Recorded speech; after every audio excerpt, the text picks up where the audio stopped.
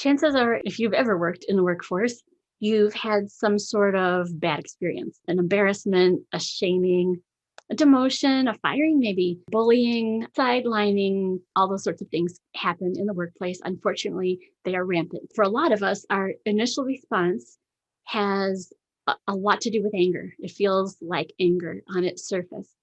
And many of us hold on to that anger and give it power, give it energy by sort of gritting our teeth and hanging on to it, like the puppy that you may have just heard bark from downstairs. It feels gratifying in some ways to hold on to the anger because it feels like you're not giving in.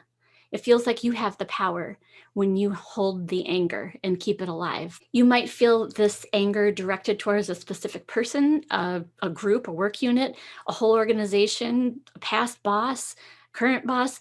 It could be any number of places that you're directing it to. So in my experience working with a lot of people, hundreds, thousands of people with what I call work hurts, they initially want revenge or they want to be recognized for being hurt and for being angry about it. Not everybody, but this is really common. Do they get better? Do they feel like there's resolution, like they've recovered from whatever the injury was, the emotional injury? No, many times, as long as they are holding on to that anger, they don't move. Hi, I'm Erika Garms, CEO of WorkingSmarts, where I help smart professionals work, lead, and manage better and smarter using brain-friendly methods. What I've found is that when you're ready to look just below the surface of the anger for what was the flash of emotion that came just before the anger, that's when you can get some motion. So let's take an example. Let's say my boss has been embarrassing me routinely in group meetings, taking credit for things I've done, downplaying my contributions, just overall being a jerk to me publicly. So my initial reaction might be, I can't stand her. She's a bleep, bleep, bleep, bleep. As a matter of fact, I hate this place, this whole company rots. I need to be looking for another job. Okay, that doesn't get me anywhere. It feels satisfying, like I said, but it doesn't move me forward and restore me until I'm willing to look just below the anger. So what was the flash of a feeling that I might have had just before I felt really angry? Could have been panic for what do I do next? If I don't work here, where will I go? It could be fear. What if I'm not as good as I thought I was? Who am I then if I'm not this person that I thought was a high functioning professional?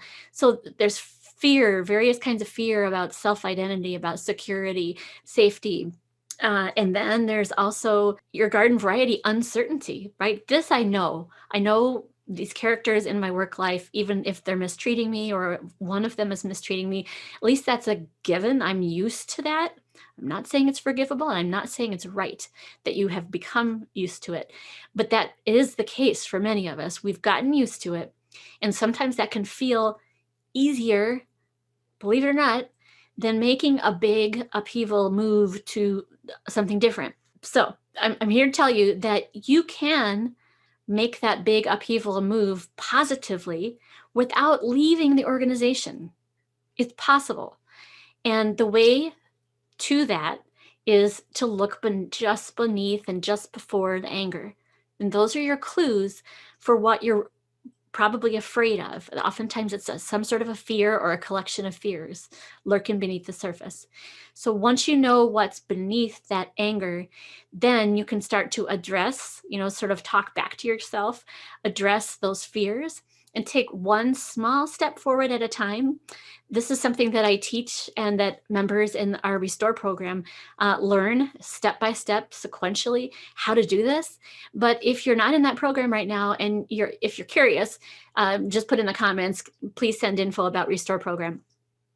If you're just listening in for this video, then know that once you can identify a different feeling and then address that feeling and just take small steps forward in exploring options, alternative ways of living in that organization, alternative ways to communicate with the person that was tough on you, alternative ways to think about yourself and to define yourself. And then all the while, no matter who you are in all those examples, practice self-care.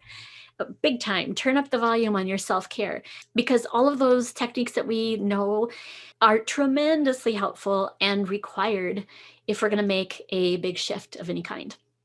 Okay, I hope that was helpful. I have a lot more on workplace bullying, so check out the other videos related and let me know if you're interested in learning more about Restore. Make sure you hit the subscribe button and the notification bell so that you won't miss a single video. Thanks so much for watching. Take good care.